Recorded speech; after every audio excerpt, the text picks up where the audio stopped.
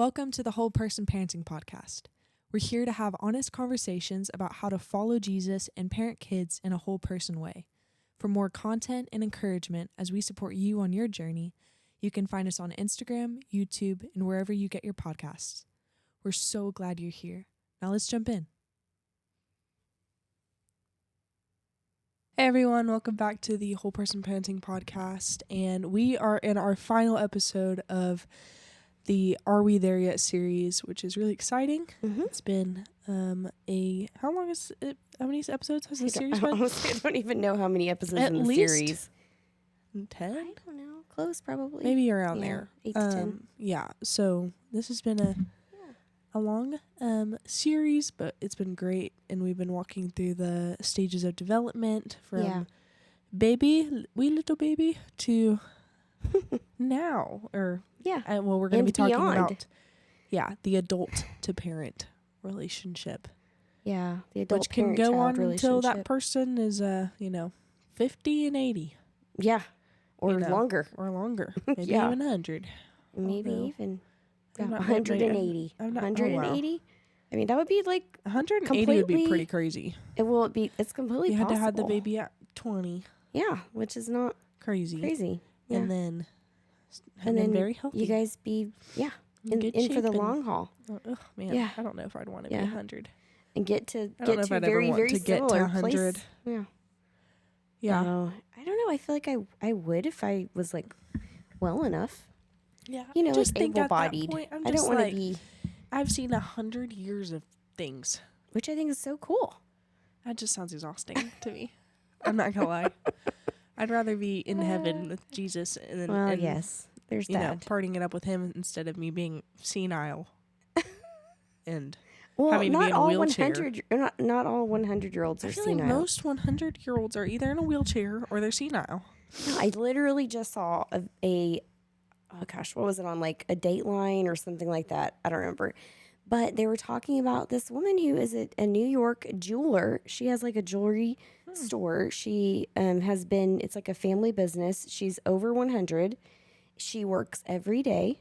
She walks on her own. She is very like with it in her mind. And I think there's a lot of arguments. Yes, but she's the best of us. Staying. Like she's not the example. She's the exception. She's the exception, not the rule. Yes. Okay. I mean, I'll give you that. But I'm just saying it's possible. And if I could be in that state, why not? Yeah. I'd like to see 100 years of history in real life. But yeah. Anyway, I think we're... Rest in peace, Betty White. Oh my Was she 100? I don't remember. She felt ancient. I don't know. She died. She was kind of always older. But anyway. Anyways. We definitely digress here. Yeah, but... I don't know how that happened. Basically, we're going to be talking about parenting adults. Parenting or do adults? you parent adults anymore? Yeah, it's a good or question. Are they their own adult and they're their own Parenting parent? themselves. Yeah. Yeah. Who knows? Yes. That's what we're going to talk about. Okay. That's what we're going to talk about. Let's do it. All right. Let's just jump in. Okay. So let's set the scene, shall we? Yes, let's So there's, someone is 18, has graduated high school, is moving on with the next steps of their lives, maybe moving out of their parents' house. Maybe. Maybe going to college or starting a job. Yep. Or... Yeah, like trying to live independently. Good luck with the prices, but trying to do that. Yeah. Somehow doing it. Yep. Or they're failing and they're still living with their parents. No, I'm just kidding. That's not failing. I don't think that's failing. I don't think that's failing. I know I have lots of friends who still live with their parents. Yeah. But I'm 19, so I feel like that's reasonable. It is very reasonable. Maybe 20. You get older. As the older you get, there's the societal expectation that you should be out of your parents' house and living on your own. And so we're going to just kind of talk through. I think part of it is going to be culturally informed of just like what is the American culture currently. What do we expect? I mean, and then also what does God say about like the stage and what does it look like for both the child who's now an adult and the parent? Yeah. So. Yeah. Well, so you're talking about that like expectation that when you graduate from high school.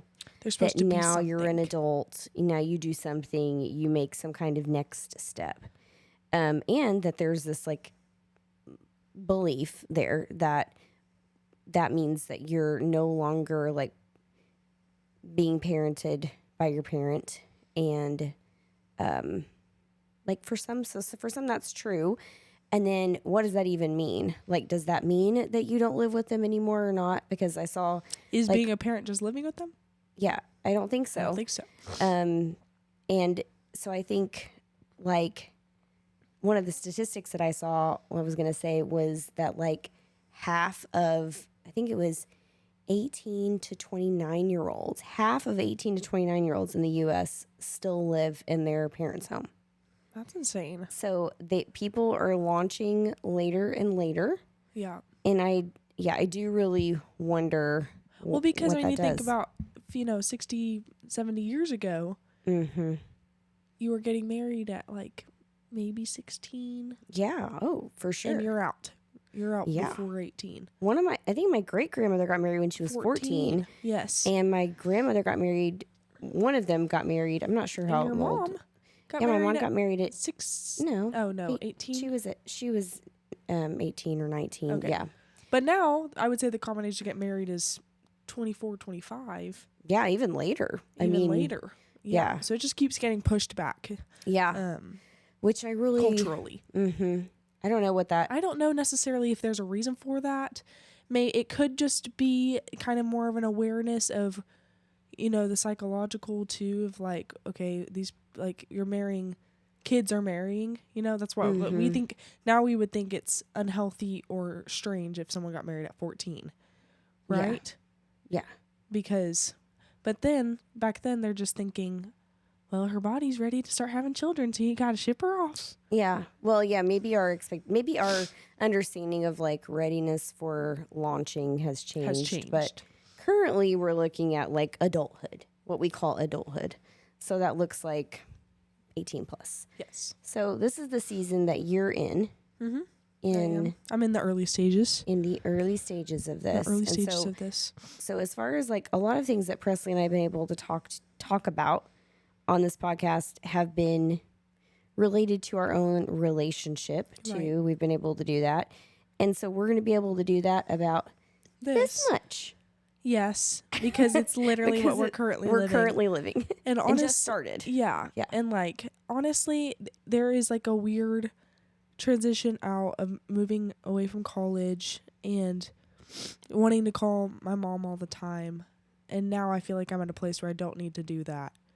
And I feel comfortable not like having to ask you about what type of, like I remember I got like a sun rash at the beginning of the school year. Oh, yeah. And I was freaking out and I just only wanted to call you because I didn't know what kind of medicine to take or what to do. Yeah. And now I'm someone who can do their own laundry and can do the things that they need to do to live and function, and where I feel like... For the record, I stopped doing your laundry a while ago. I know, before you moved out. I would wait like 3 weeks to do it. Yes, I know. It would pile and pile and pile and pile. And so now I don't like going more than 6 days without doing my laundry. Yeah. So it just forced me to grow up. But I think the thing I felt the most when I was leaving, or now that like you, Dad, and Brayden have your own lives here, and I'm not as a part of it, it can feel like, I don't know, there's a bunch of different emotions. It's like part of me knows that you guys are always here to support me, but I'm also like, there is like the expectation within myself of like, I can't just keep going to them for every single little thing, you know? Yeah. And almost a resistance in wanting to go to them for help. And so I think it's... that is? Like, what do you think is the block on that? I think it's just like, well, I've been with you guys for 18 years. You did what you were supposed to do. You parented me. You loved me. But now I'm supposed to do that myself.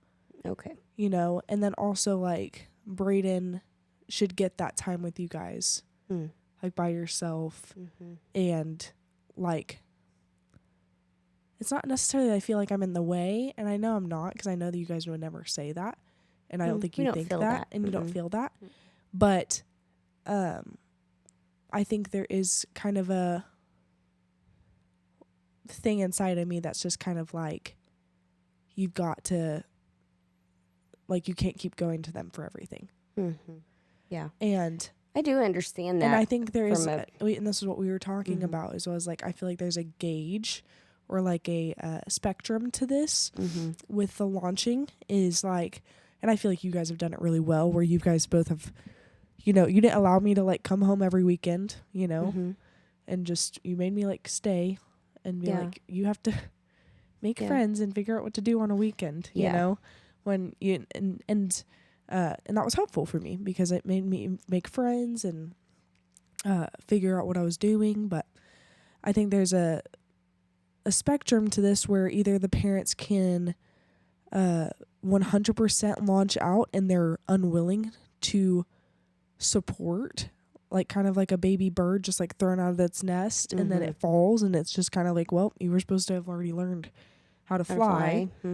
Or there's the parents that refuse to let the bird fly and keep them. They build an in the adjacent nest. Yes, they build an adjacent nest. They just build onto the nest. Yes, It's like, instead of, you can stay here forever. yes, and I think the way it should be is like, you get thrown out, but if they fall, that bird goes and downs and catches them and comes back up with them, reteaches them how to fly, and keep trying.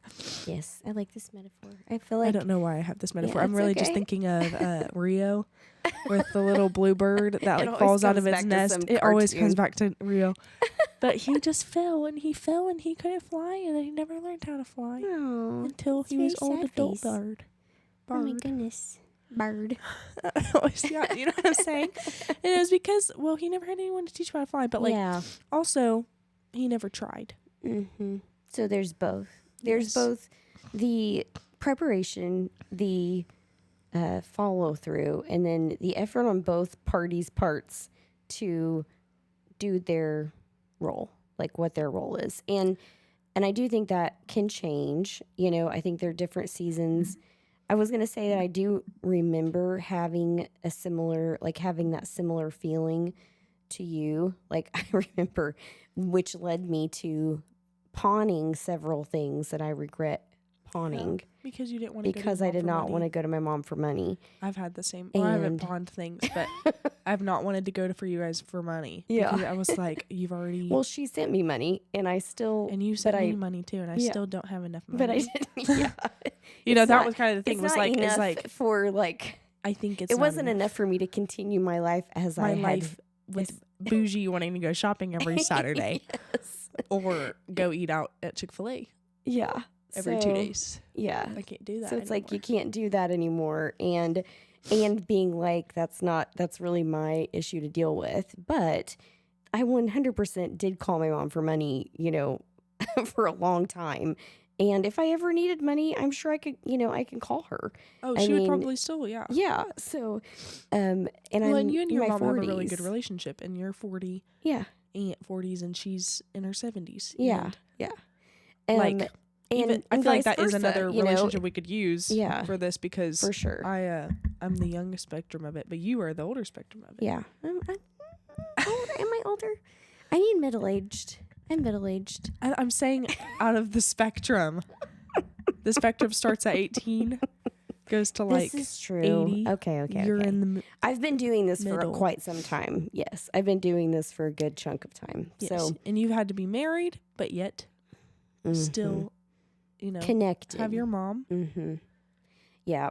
And that's, I mean, and I won't say that, like, I think that we've done a pretty good job, and I think my mom's done a good job. But I also think that there's like no perfect situation, you know, and no perfect looking relationship, because we're all just people. But I think the biggest thing is that, are you willing to stay committed to the relationship? Are you willing to work through the issues? And I think that's always the most important piece of it. But it does change, because there's a need for mutuality there that has not been present. Right. And so there's a shift away from like, my role to the adult child is to parent them or provide for them or, guide them or But step now you're in, not and doing that. now you're not doing that. Now you have to wait for them to ask you if you want Right. to. And I will say that, Would you like, say that's the case in everything? Would you say that you never have to step in? I mean, they're autonomous. I mean, as you get to be older, now me thinking about you as a 19-year-old is probably going to look different than when you're, 30, Right. right? And when you have, a family of your own, when you have, or when you're married, you have someone else. And Like, that person now looks after you. yeah, and I'm not And saying you're looking after them. stepping in doesn't look like, hey, I've noticed X, Y, or Z. And Are you stepping in needing doesn't some mean, help? yeah, right. That's not taking over. Versus coming into their house, doing all their dishes, and leaving like you're a Right. secret superhero, that Yes. came in and, Yeah, which I think a little people cleaning elf. totally do. Yeah, Cleaning which elf. is just a lot. I It's don't want just to be like, anybody's cleaning elf. I don't want to be, I don't want you I to don't be my want to be my cleaning own elf. cleaning elf. Yeah. Well, I'm kind of, I don't know why this movie's coming to mind, but I'm thinking of Beautiful Boy, which is genuinely the saddest movie ever. But it's where he's got a substance use disorder. He's got a substance abuse problem. And I'm not saying that's the extreme side of it. Yeah. But you see, like, just, there's probably a lot of adult parents or parents of adults that don't agree with their kids' way of life. Yeah, or it's like dangerous, like in that situation where you're like killing yourself over this. Yes. And however, the extreme side of it, extremity is a word, but I don't think I used it correctly. It's more like an arm. Extreme side of it is like the parent can completely disown the kid, being like, this isn't how I raised you. Yeah. You're screwing your life up. I'm not going to be a part of it anymore. Yeah. Or there's the complete endorsement of it. Mm-hmm. I mean, there's just so many spectrums there to this. are. Well, I will say with the substance use, when you've got substance use or any kind of like wild, like off the wall. The dad tries in Beautiful Boy for a really long time. He does, but not until he stops intervening does the kid able to figure do it out himself. Yeah. Right. Because although that's like an effort to keep them alive, which, I mean, to try to combat the impulse to keep someone you love alive is horrific. Yeah. I mean, that's a terrible place to be at. Very, very complicated, very difficult. But when you, and if they're a child, that's one thing. Yes, you have to do that because you're the parent and they are, they're minors. But when they get to be older, it actually can become a barrier to them getting what they need, which I know this is like, we could talk about this on another episode. I think we probably should talk about the substance use issues in families and parenting. But as in a general sense, yeah, it is like, I'm not here to intervene on your behalf, like in any kind of intrusive way. And if you are not taking your own steps, then I'm not going to intervene, even when, maybe being like, this is the boundary. Like, I'm not here to make your life the same as it was when you were living in my house. Right. I'm not here to like keep up your lifestyle. Yeah. I'm here to support you as you support yourself. And as long as that's happening, I think this is where this shifts is like, as long as this happens, as long as you're doing this as an adult, then, as you're growing and aging, I'm less inclined to even ask, do you, I've noticed X, Y, or Z, unless it's like, seems like it's something dangerous or, really, really difficult. So one of the things I think that parents need to be cautious of, when you're dealing with your adult children is that understanding that, you just offering what your thoughts are, offering your advice, whenever it has not been solicited, when your opinion hasn't been asked, it could come off as a criticism. It could come off as like, you're not doing a good enough job at whatever it is that I need to step in and tell you what to do. And allow for kids to ask you and like create the gap. One of the things I was just thinking about, like one of the things that can happen, and it can happen in both directions. So you can have kids who are feeling over responsible for their parent, right? Especially with aging parents, they're feeling over responsible, and they may see their aging parent not taking care of themselves, not doing what they're supposed to do And then they're like, for we need to become the themselves. parent, basically. Yeah, yes, and that's very common. Like for you to feel like you're needing to step into this parental role, and at the same time, conversely, you could have the child still depending on the parent like they always have, like to the same degree, and the the issue is that when either party is closing in the gap too much, like, so imagine like there's this like relational gap. What we want to see happening is that you're moving together, right? Simultaneously, towards and the center. you're meeting in the middle Meeting in the here. middle, yeah. So this is what mutuality is like. But whenever you're covering too much of that in one way or the other, whether you're the child covering too much to the parent or parent too much to the child, then you don't have a space for mutuality to happen. Right. And then you are always, whoever's in that role is often always covering the distance.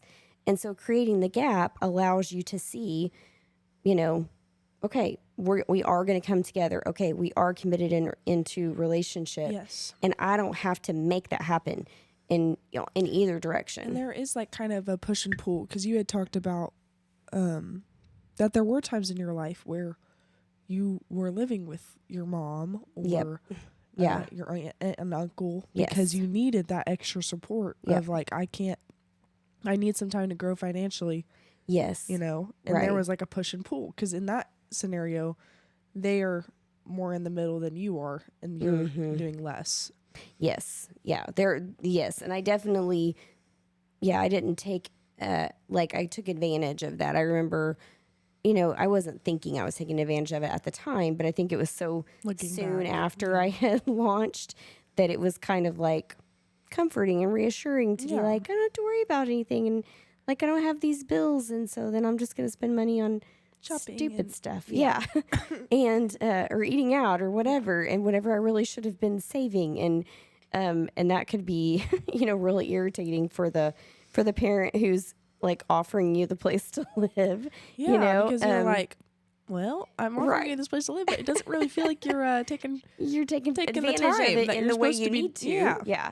And so, but then, I needed to come to that realization of like, and I think that my mom kind of put a little bit of pressure. Like, I think she asked me, and I felt kind of offended at the time, but she asked me about like when we were going to be like leaving and so or like what was, something like that. And I don't even know that she really even meant it in any kind of way that and this was is when you'd already had me, intentionally. Right? Yes. So there's two kids in addition to you. We were trying to finish. Yeah. And we were trying to finish. We were trying to finish. Okay. That's right. And so, cause and you were building our house. Yes.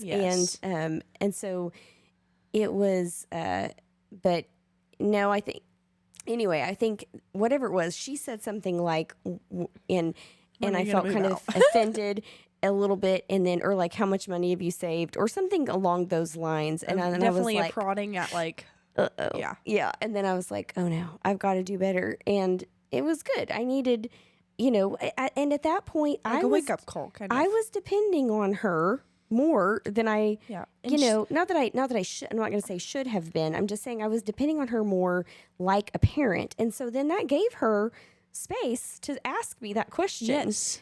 And so if you're asking your parent to come in and help you, then they have the right to treat you more like a parent. Yes, they do. Than an equal. Than a peer. And so like there is, now I think that it's not fair when parents use that, will offer help and then be like, now I get to say whatever I want to about your life and I get to dictate everything. And, I think that can go to an extreme, and that's not helpful. In the relationship. But it was, I feel like she did that kind of a right time. That was helpful in like let me remind you of how to fly kind of way. Yeah. And then I'm like, oh, and then, and I was offended like I was a kid, even though I wasn't. I was full adult, but I wasn't fully adulting. Yeah, right. Yes, I get what you're saying. So, anyway, I think but you want to, if you really are both kind of if you really are independent, you really are on your own, you do want to have a relationship of mutuality. There shouldn't, and it may be push and pull. Like there may be times, like if my mom was sick or like, having surgery or something like that, then I have a little more of the responsibility than I have other times. And same way or with if you me. were going through something, Yeah, then she might have more. Right. But I remember, in the normal day to day, it should be and I remember in the middle. Meaning in the middle. I had an accident when I was in my mid 20s and got injured pretty badly, and I was in another state, and my mom drove like probably way too fast to get there, and she was there in like 4 hours. It should have been like 6. But she drove insane. Like basically all night to try to get there. And, I didn't have to ask her for that. No, she just knew. She knew that she needed to help me. Yeah. And I did need her help, and I didn't have to ask for that. So, but that's not, I feel like that's where she becomes like someone that I can like really depend on, lean on, and like a confidant. Because I think too, it's not like the last 18 years just disappeared. No, we have a relationship. You have a relationship. It's not just like they become an adult and everything changes. No, and that relationship can grow. You still have the memories. Yeah. You still have your jokes. Yeah. You still talk like one another. Yep. You have the same tendencies. Like, yeah. It's easy to forget that these are the people who made you and formed you. Yeah. And, yeah. That and they do have a special place in your life. They can. They should. But it has to be appropriate, and it has to be like mutual, and it needs to be unifying. Yeah. And I have a lot of friends who love their parents, and that they, like, I would say that their relationship is a lot like ours, like they do it well, like the adult to parent thing. But I also have a lot of friends that are like, oh, I couldn't wait to get out of there because I didn't like my parents. Like I just didn't like them. Yeah. And I mean, I think that can tie into all the things that we've already talked about in episodes, and just being like, if your child doesn't like you, like, I'm not saying there's a reason for it, but like, what's the, what are there things that you need are there things that to they're address? Doing? Do you feel like they feel like you're constantly breathing down their neck, or there's a reason that they don't want to be there because you haven't been there for them in a way that you needed to. Maybe it's not a good environment. Yeah, I will say though that I don't think it's too late. I think that there are definitely a lot of, I mean, there are things that can be missed opportunities, and again, there's no perfect people, so there's no perfect parents. Like and we all have I'm sure we've gotten into some sort of argument. Yeah, at some point this year, just being like, I would feel like you're overstepping. Yeah. And you're probably not really, but then I'm just like, feeling like you're not respecting my independence, or I don't even remember. I'm pretty sure we had some sort of conversation like that at some point. That. But yeah, it's not like we're perfect, but no. But I will say that, like, even if it hasn't gone well in those earlier years, like if you notice, like, okay, now this adult relationship is not going as well as I was hoping it would, examine your relationship, like examine your history in your life with your kids, and think about, like, is there something that is like a blockade that I need to address with my child? Do I need to make some amends? Do I need to, come to them from as a brother or sister in Christ, where I'm sharing with them like where I think the fault was on my, that, and if there is a rift in our relationship, that we need to address it so that we can be unified and back in unity. Because if we are both believers too, then we are that. And there was a brother and sister Christ. Yeah, we are sisters in Christ. Yeah, there was our pastor this morning. He said that. He said, God doesn't have any grandchildren. And I just thought I've never heard anybody say that before. Yeah.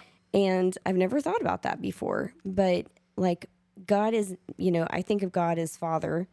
But that doesn't think of God as Father. Yeah. It doesn't mean that Presley's got God as her grandfather. Yes. Yeah. No, he's her father, because we are, co-heirs with Jesus, and he is our Father. And so that relationship really needs to look more closer to what that relationship, through the church and through as us as the body of Christ, once there's been, full development Right. and growth. Yeah. So, and I think what you were talking about earlier too, I thought was really cool, is like, also if you're wanting, relationship, sometimes it's really easy for you to want them to come back into your world, and forgetting that they, like, I've already created, like, for me, like, I have a whole another life at my school. But I love inviting you guys into that. Like, some of my favorite things this year was when my dad and my brother came and watched me play intramural basketball, and got to, like, just see what my life is like, and you guys getting to come and see my dorm and things like that. Like, I really enjoy that. And it's not like I don't love being home. And I like seeing that but too. that's me entering back into your world. And I think it's really cool sometimes, is like, maybe if you're feeling like you're struggling to find relationship or even things in common, like, maybe it's because you don't know their world anymore as well as you once did, know, because previously you would see them every day. Right. But if you don't know their world, it is going to be harder to find things in common with them, because you're true. not just in common about, like, what food we're both eating for dinner. We're both eating the same food. But instead, like, they're living in different places, and I really enjoyed getting to share that with you guys, because it was cool to me enjoyed to getting get to see it too. Like, this is But my you also world, allowed that too. It wasn't. I mean, we didn't intrude on that. You asked. No, I always these wanted things. To. Yeah, they never just showed up to RSU and were like, surprise. No. Which would have been fine probably, but I mean, if you do that every week, then it's gonna get a little like, what are you doing? No. Yeah. Like, I have my schedule. No, I have my we never things. ever have showed up unannounced. No. So I mean, I just thought that would be good to say too, because there are two different worlds now, but, like, God always designed, like, he's in our world and we are in his, like, even like the spiritual and unspiritual you have to invite world, him like, in. Yeah, you have to invite him in. He doesn't intrude, which is it's we have to ask for him, and if we have to ask, he's a very God, gentleman of a God. Yeah, he's very he's going to gentle. Yeah, he is he's a gentleman. He's not going to force his way in. Nope.